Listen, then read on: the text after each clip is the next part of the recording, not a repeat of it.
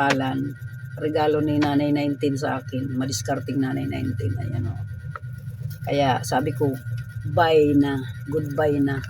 Kasi meron na akong nabili ng panibago. Ayan.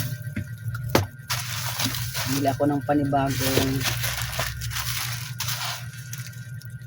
panibagong sangkalan na stainless na siya. Kasi ano na siya, hindi ko na siya mapukpok pagka ano na siya ito lumubo na kasi ito, lumubo na.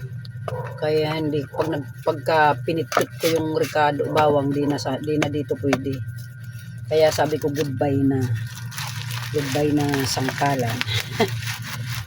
Nako, hindi.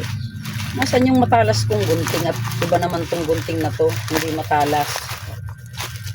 Yun yata ang nasa iyo siguro anak.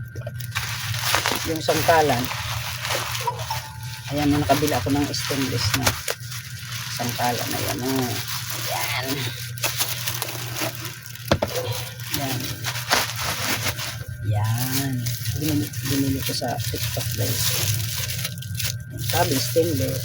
Sana nga stainless.